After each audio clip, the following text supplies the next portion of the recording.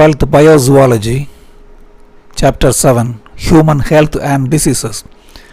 In this part, we are going to learn about the primary lymphoid organs. Lymphoid organs are lymphoepithelial structures. They are made up of epithelial cells and lymphocytes. Lymphoid organs are concerned with the origin, maturation, and proliferation of lymphocytes.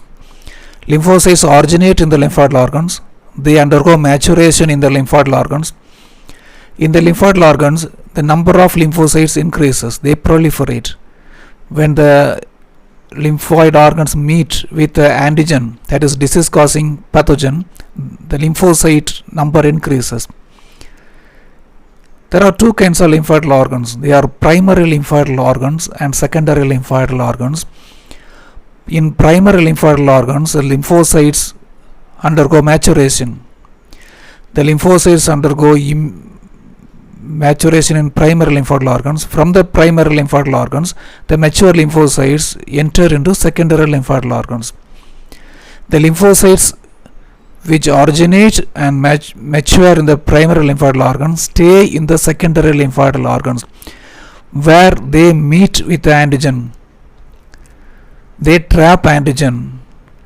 When they meet with antigen, their number increases. The lymphocytes proliferate in the secondary lymphoid organs. In the secondary lymphoid organs, the mature lymphocytes can effectively fight against these antigens. In this part, our focus is on primary lymphoid organs. In birds, the primary lymphoid organs are bursa of Fabricius. In mammals, bone marrow and thymus are primary lymphoid organs. The lymphoid organs are concerned with production of lymphocytes. Bone marrow produces B lymphocytes. Thymus produces T lymphocytes. Early selection of lymphocytes take place in the primary lymphoid organs. There are many secondary lymphoid organs. The primary selection of lymphocytes occur in the primary lymphoid organs. Primary lymphoid organs are called central lymphoid organs. What is meant by primary early selection? When the immature cell undergoes maturation in the thymus, it becomes T lymphocyte. When the immature lymphocyte stay in the bone marrow and undergo maturation, it becomes B lymphocytes. The fate of the lymphocytes are determined in the lymphoid organs. Lymphocytes undergo mature in the primary lymphoid organs, and in the primary lymphoid organs, lymphocytes get immune competency. They become immune competent cells. An immune competent cell can fight with a disease causing organism. When the immature lymphocyte undergoes maturation in bone marrow, it becomes B cell. When the immature lymphocyte undergoes maturation in thymus, it becomes T cell. So the nature of the cells are decided in the earlier stage when they stay in the primary lymphoid organs. So early selection of lymphocytes are done by primary lymphoid organs. In birds, bursa of Fabricius is a primary lymphoid organ. It is found near the tail. It is found attached to the dorsal side of the cloaca. Bursa of Fabricius is a primary lymphoid organ of birds. It produces B lymphocytes. B lymphocytes undergo maturation in bursa of Fabricius. In mammals, thymus is a primary lymphoid organ. It is concerned with the development of T cells. T cells are called T lymphocytes. Thymus is a bilobed organ. It has two lobes. It is found behind the sternum. Sternum is a chest bone, and it is found just above the heart. The thymus has two lobes. Each lobes are again divided into lobules by the septa. Septa plural, septum singular. Septa are cross walls. The thymus is covered by capsule, fibrous capsule. The capsule gives rise to septa.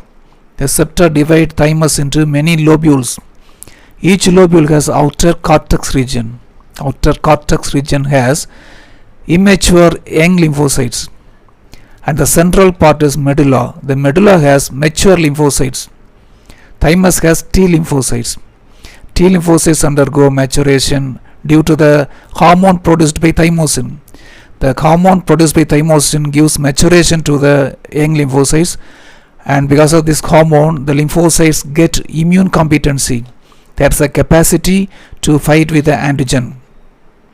Another lymphoid organ, another primary lymphoid organ in mammals is bone marrow, but bone marrow is active during the entire life, but thymus is more active at the earlier age of life. It is active during neonatal. Neonatal means just born, in the first month of age, and it is active in the pre-adolescent period.